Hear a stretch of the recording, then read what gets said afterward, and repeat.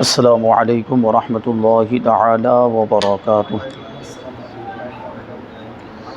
نحمده ونصلی ونسلم علی رسولہ الکریم، اما بعد فاعوذ باللہ من الشیطان الرجیم، بسم اللہ الرحمن الرحیم۔ ان اللہ وملائکتہ یصلون علی النبی یا ایہا الذین آمنوا صلوا علیہ وسلموا تسلیما۔ اللہم صلی علی سیدنا و مولانا محمد معدن الجود والکرم وآلہ الکرام وابنہ الکریم وبارک وسلم صلاۃ و سلاما علیک یا رسول اللہ صلی اللہ تعالی علیہ وسلم۔ اب یہاں سے باب چہارم یعنی چوتھا باب شروع ہو رہا ہے، جو دینی زندگی سے تعلق رکھنے والی سنتیں اور آداب کے بارے میں ہے۔ فرماتے ہیں کہ سنتوں کی سب سے زیادہ اہمیت دینی زندگی میں ہوتی ہے، بلکہ یوں کہا جائے تو غلط نہیں ہوگا کہ سنتوں کے بغیر عبادات ناقص ہیں، یعنی عبادتیں سنتوں کے بغیر ادھوری ہوتی ہیں، اور ان میں وہ لطف اور مزہ ہی نہیں مل سکتا جو سنتوں سے مزین عبادتوں میں ملتا ہے۔ بغیر سنت کے جو عبادت کی جائے اس کے مقابلے میں سنتوں کے ساتھ جو عبادت کی جائے اس میں زیادہ لطف ہوتا ہے، زیادہ مزہ ہوتا ہے۔ وضو، نماز، تلاوت، زکوٰۃ و صدقات، حج، پھر ان اعمال کے اجزاء اور ارکان میں حضور رحمت عالم صلی اللہ علیہ وسلم کا طریقہ کار اختیار کرنا یقیناً ایک مومن کے لیے باعث اجر و ثواب اور نیکیوں کی زیادتی کا ذریعہ ہے۔ تو عبادتوں میں سب سے اہم عبادت تو نماز ہے، اور نماز پڑھنے سے پہلے چونکہ ہم وضو کرتے ہیں، عام طور پر وضو نہ ہو تب تو وضو کرنا ضروری ہوتا ہے، پہلے سے وضو ہو تو بغیر وضو کیے ہوئے بھی وہ ہم نماز پڑھ سکتے ہیں اسی پہلے والے وضو کے ذریعے سے، لیکن پھر بھی دوسرا وضو کر لینا بہتر ہوتا ہے، اس میں زیادہ ثواب ہوتا ہے اچھی نیت سے اگر وضو کیا جائے تو اسی وجہ سے سب سے پہلے وضو کی سنتیں اور آداب بیان کر رہے ہیں۔ کہتے ہیں کہ نمازوں کے لیے ہمیں وضو کی ضرورت ہوتی ہے۔ ویسے تو وضو صرف 3 اعضاء کے دھونے اور ایک عضو پر مسح کر لینے سے مکمل ہو جائے گا۔ چہرہ دھونا، دونوں ہاتھوں کو کوہنیوں سمیت دھونا، دونوں پاؤں کو ٹخنوں سمیت دھونا اور سر کا مسح کر لینا، اس سے وضو ہو جاتا ہے اور ہم نماز کے لائق ہو جاتے ہیں۔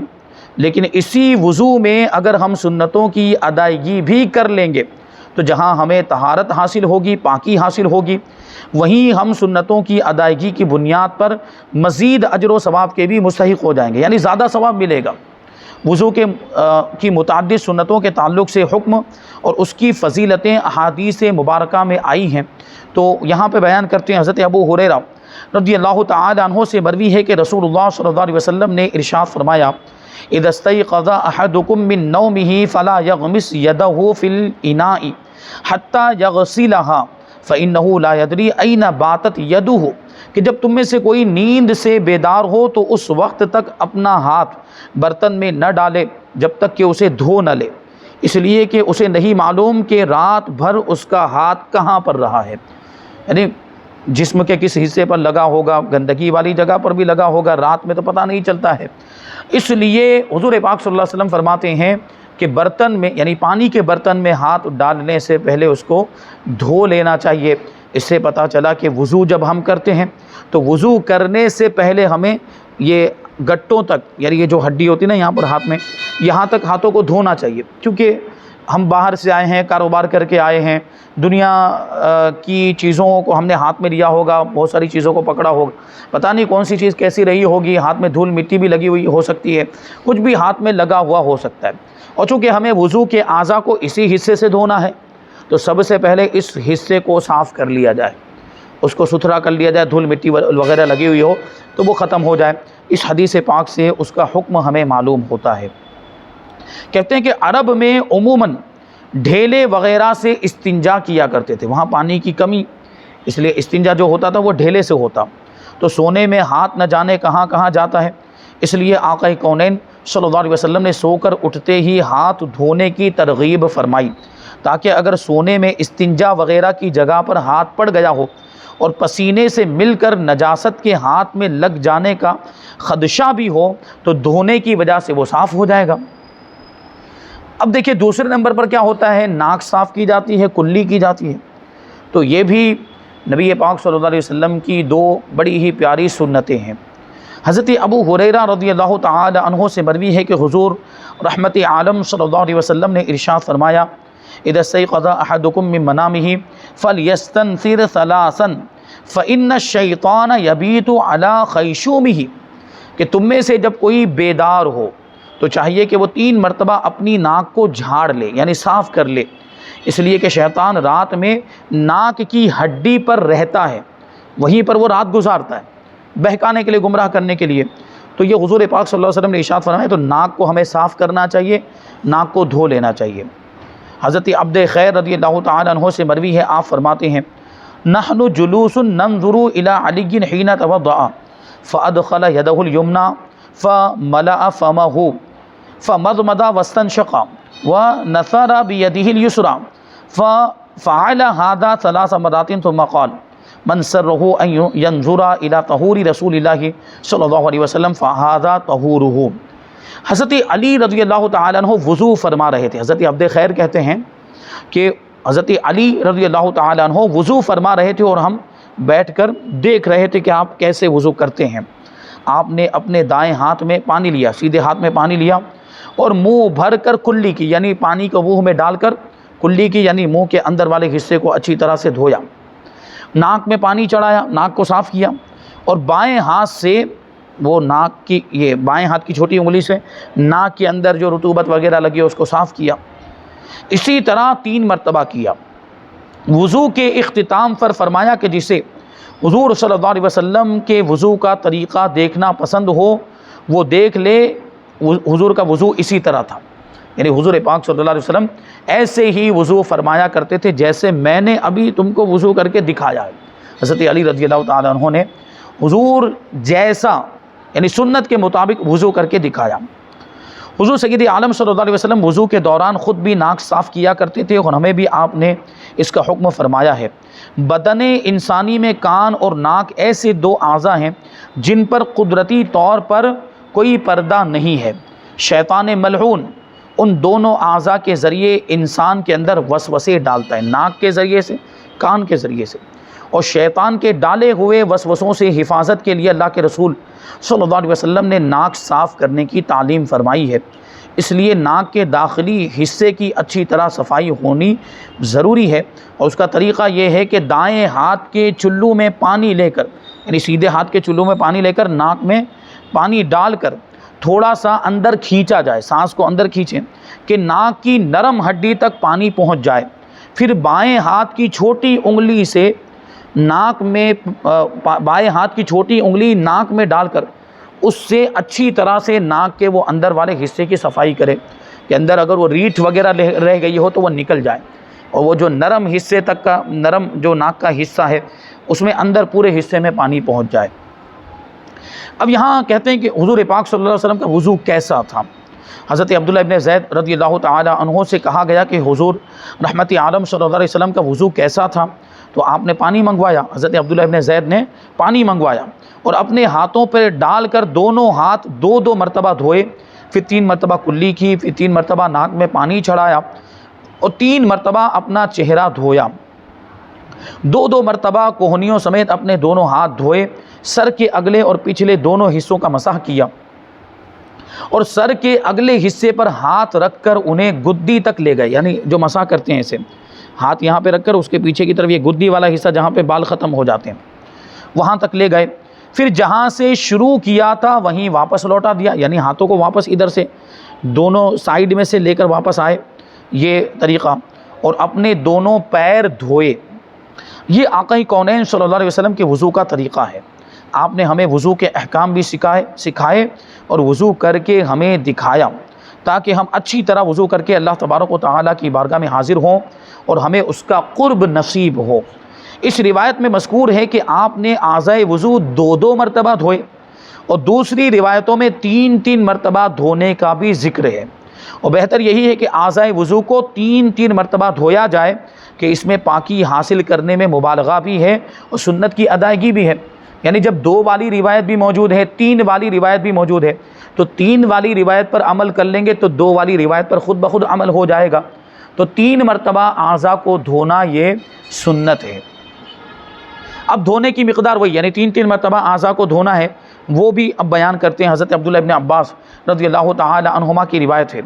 آپ نے فرمایا کہ توضأ رسول اللہ صلی اللہ علیہ وسلم مرتن لم یزد علی ھذا، حضور رحمت عالم صلی اللہ علیہ وسلم نے اعضاء وضو کو ایک مرتبہ دھویا اور اس سے زیادہ نہیں دھویا، یعنی حضور نے 1 مرتبہ اس طرح سے وضو کیا کہ اعضاء وضو کو ایک ہی مرتبہ دھویا۔ اور بعض روایتوں میں ہے کہ حضور نے 2 مرتبہ دھویا، جیسے کہ آگے آ رہا ہے حضرت عبداللہ ابن زید کی روایت میں ہے ان النبی صلی اللہ علیہ وسلم توضأ مرتین کہ نبی کریم صلی اللہ علیہ وسلم نے اعضاء وضو کو 2 مرتبہ دھویا۔ اور حضرت عثمان غنی رضی اللہ تعالیٰ عنہ کی روایت میں ہے کہ آپ نے 1 مرتبہ لوگوں کے سامنے وضو کیا تو لوگوں کو مخاطب کر کے فرمایا الا اریکم وضوء رسول اللہ صلی اللہ علیہ وسلم، کیا میں تمہیں رسول اللہ صلی اللہ علیہ وسلم کا وضو نہ دکھا دوں؟ پھر آپ نے اعضاء وضو کو 3 مرتبہ دھو کر لوگوں کو دکھایا، اس طرح وضو فرمایا۔ تو اب دیکھیں 3 روایتیں ہو گئی، 1 مرتبہ اعضاء وضو کو دھونے کی بھی روایت، اور 2 مرتبہ اعضاء وضو کو دھونے کی روایت، اور 3 مرتبہ اعضاء وضو کو دھونے کی بھی روایت موجود ہے۔ تو نبی پاک صلی اللہ علیہ وسلم کے یہ تینوں طریقے ثابت ہیں۔ تو اس کی وجہ علماء کرام نے یہ بیان کی کہ پانی کی کمی بیشی کی وجہ سے ایسا ہوا، کبھی پانی کم تھا کہ 1 مرتبہ ہی اعضاء وضو کو دھویا جا سکتا تھا تو حضور نے 1 مرتبہ ہی دھویا، تھوڑا زیادہ تھا کہ 2 مرتبہ دھویا جا سکتا تھا تو حضور نے 2 مرتبہ دھویا، اور جہاں اور زیادہ پانی تھا، پانی کی کثرت تھی، پانی کی فراوانی تھی، وہاں نبی پاک صلی اللہ علیہ وسلم نے 3 مرتبہ اعضاء وضو کو دھویا ہے۔ تو یہ تینوں ثابت ہے، یعنی 1 مرتبہ دھونے سے اگر وہ اعضاء وضو پر پورے طور پر پانی بہہ جاتا ہے کہ بال کے برابر بھی جگہ خشک نہیں رہ جاتی تو اس سے بھی وضو ہو جائے گا، اور 2 مرتبہ دھوئیں گے تب بھی وضو ہو جائے گا، لیکن 3 مرتبہ دھونا سنت ہے۔ اور ہمارے یہاں تو پانی کی کثرت ہے، ہمارے یہاں تو پانی کی فراوانی ہے، پانی کی کوئی کمی نہیں ہے، تو ہمیں تو 3 مرتبہ ہی اعضاء کو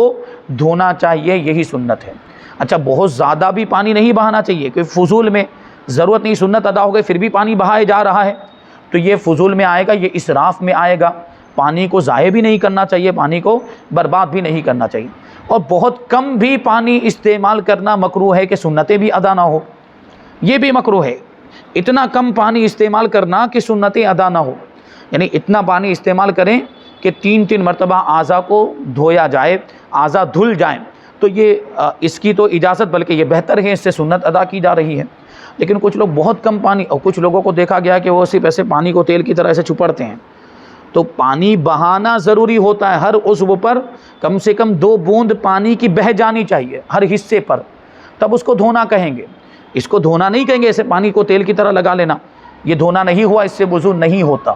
اور وضو نہیں ہوا نماز پڑھیں گے تو نماز بھی نہیں ہوگی، تو اس بات کا خیال رکھیں۔ اب یہ تینوں روایتیں آ گئی، ان تینوں روایتوں کے بارے میں کہتے ہیں کہ ان تینوں روایتوں میں اعضاء وضو دھونے کی مختلف تعداد مذکور ہے۔ پہلی روایت سے 1 مرتبہ دھونا ثابت ہوتا ہے، دوسری روایت سے 2 مرتبہ، اور تیسری روایت سے 3 مرتبہ۔ شارحین حدیث نے ان تینوں روایتوں کو سامنے رکھتے ہوئے یہ فیصلہ فرمایا ہے کہ اگر 1 مرتبہ اعضاء وضو دھونے میں عضو کے ہر حصے پر اچھی طرح پانی بہہ جائے تو 1 مرتبہ دھونا بھی کافی ہوگا،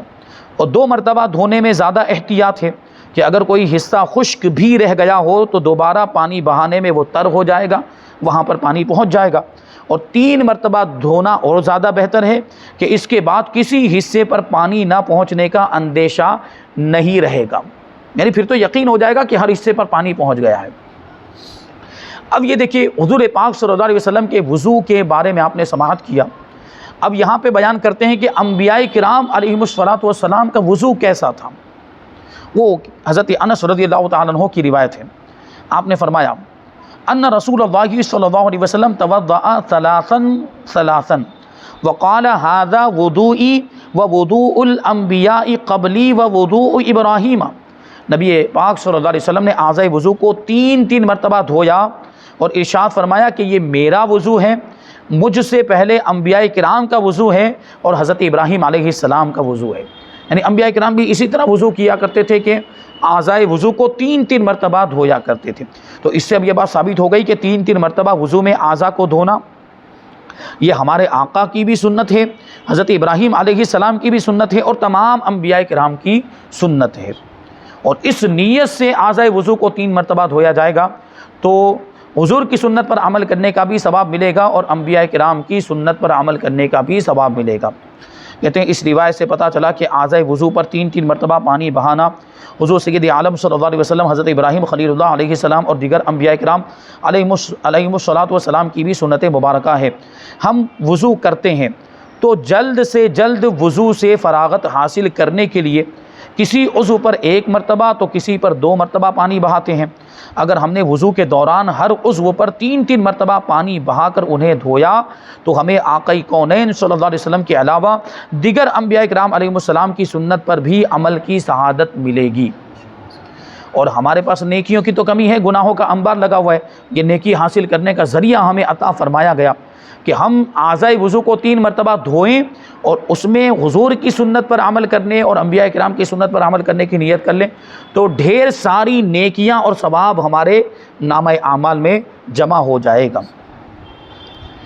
حضرت عبداللہ ابن عمر رضی اللہ تعالی عنہما سے مروی ہے، آپ فرماتے ہیں کہ رجعنا مع رسول اللہ صلی اللہ علیہ وسلم من مکہ الی المدینہ حتی اذا كنا بماء بالطریق تعجل قوم عند العصر فتوضؤوا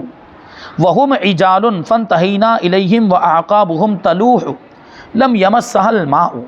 فقال رسول اللہ صلی اللہ علیہ وسلم ویل للاعقاب من النار اسبغ الوضوء۔ ابھی آپ نے سماعت کیا کہ جو اعضائے وضو ہیں اس کے ہر حصے پر پانی بہنا ضروری ہے، بال کے برابر بھی جگہ خشک نہیں رہنی چاہیے، سوکھی نہیں رہنی چاہیے۔ اس حدیث پاک سے ہمیں یہ حکم معلوم ہوتا ہے۔ کہتے ہیں حضرت عبداللہ ابن عمر کہتے ہیں کہ ہم رسول اللہ صلی اللہ علیہ وسلم کے ساتھ مکہ مکرمہ سے مدینہ منورہ کی طرف لوٹ رہے تھے۔ راستے میں ایک جگہ پانی نظر آیا، عصر کی نماز کا وقت تھا۔ کچھ لوگ وضو کرنے کے لیے تیزی کے ساتھ آگے بڑھے۔ جب ہم ان کے پاس پہنچے تو دیکھا کہ ان کی ایڑیاں چمک رہی تھی۔ چمک رہی تھی کا مطلب کیا ہوا کہ وہ سوکھا حصہ نظر آ رہا تھا۔ انہوں نے جلدی جلدی میں وضو کیا تھا، عصر کی نماز کا وقت جا رہا تھا، اس لیے انہوں نے جلدی جلدی میں وضو کیا اور جلدی جلدی وضو کرنے میں ایڑیوں کا کچھ حصہ خشک رہ گیا تھا جو چمکتا ہوا نظر آ رہا تھا، ان تک پانی نہیں پہنچا تھا۔ تو اس پر رسول اللہ صلی اللہ علیہ وسلم نے ارشاد فرمایا کہ خشک ایڑیوں کے لیے جہنم کی خرابی ہے، یعنی جہنم کا عذاب ہے۔ جو اس طرح بے احتیاطی کے ساتھ وضو کرتے ہیں تو اگر وہ اعضائے وضو کا کوئی حصہ خشک رہ جاتا ہے تو ظاہر سی بات وضو ہی نہیں ہوگا۔ جب وضو نہیں ہوگا تو نماز نہیں ہوگی، نماز نہیں ہوگی تو وہ سر پر جو فریضہ ہے وہ باقی رہے گا، یہ گناہ رہے گا، بوجھ، تو اب یہ عذاب کا باعث بنے گا۔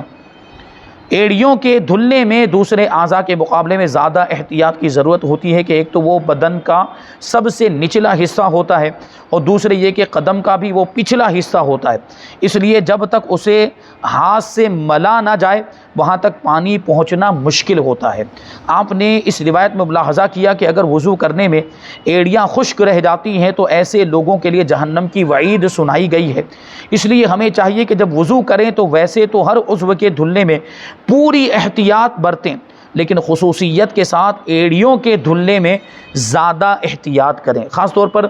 ٹھنڈی کے موسم میں، سردی کے موسم میں جب پاؤں بھی خشک ہو جاتے ہیں، ہاتھ بھی خشک ہو جاتے ہیں اور ایڑیاں اور زیادہ خشک ہو جاتی ہیں،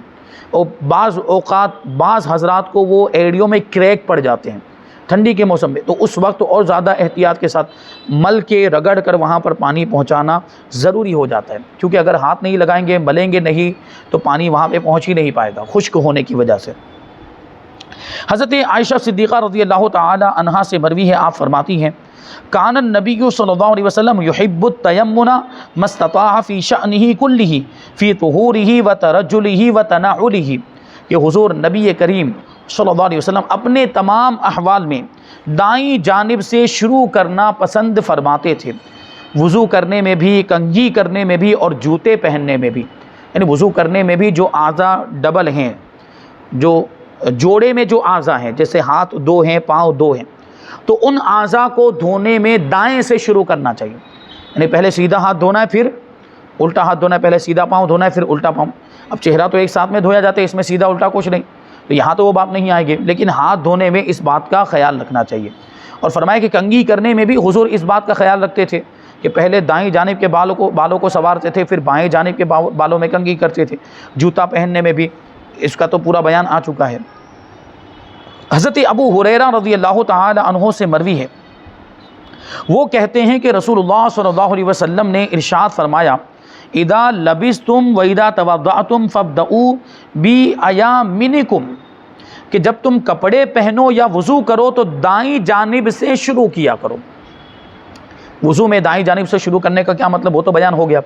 کپڑے پہننے میں دائیں جانب سے شروع کرنے کا کیا مطلب ہوا، یعنی آستین میں جب ہاتھ ڈال رہے ہو تو پہلے کون سا ہاتھ ڈالنا چاہیے، سیدھا ہاتھ، پھر الٹا ہاتھ، اس طرح سے کپڑا پہنا جائے۔ کہتے ہیں کہ پہلی روایت میں حضور سید عالم صلی اللہ علیہ وسلم کے معمول کا تذکرہ ہے، آپ کا طریقہ بیان ہوا کہ آپ ہر کام میں دائیں جانب سے ابتدا فرمایا کرتے تھے، اور دوسری روایت میں آپ نے اپنی امت کو حکم فرمایا کہ ہر کام کی ابتدا دائیں جانب سے کریں۔ وضو میں بھی جب ہاتھ دھوئیں تو پہلے دایاں ہاتھ پھر بایاں، ناک صاف کریں تو پہلے دائیں سوراخ پھر بائیں سوراخ کو صاف کریں، انگلیوں کا خلال کریں تو پہلے دائیں ہاتھ کی انگلیوں کا پھر بائیں ہاتھ کی انگلیوں کا خلال کریں، اسی طرح پہلے دائیں پیر کی انگلیوں کا پھر بائیں پیر کی، پیر دھوئیں تو پہلے دایاں پیر دھوئیں پھر بایاں پیر دھوئیں۔ اگر ہم نے ایسا کیا تو ہم سنت رسول پر عمل اور رسول اعظم صلی اللہ علیہ وسلم کی فرما برداری کی وجہ سے اجر عظیم کے مستحق ہو جائیں گے، یعنی بہت بڑے ثواب کے حقدار ہو جائیں گے۔ تو یہ وضو کی سنتیں بیان ہو رہی ہے، ابھی اور بہت ساری باتیں باقی ہیں، یعنی وضو کرنے سے پہلے بسم اللہ پڑھنا، انگلیوں کا خلال کرنا، داڑھی کا خلال کرنا، وضو کرنے کے بعد برتن میں اگر پانی بچ جائے تو اس کو کیا کرنا چاہیے، یہ ساری باتیں انشاءاللہ تبارک و تعالی ہم آئندہ درس میں شامل کریں گے۔ اللہ تبارک و تعالی کی بارگاہ میں دعا ہے کہ جو کچھ بھی بیان ہوا اس پر ہم سب کو عمل کرنے کی توفیق عطا فرمائے۔ وما علینا الا البلاغ۔ السلام علیکم۔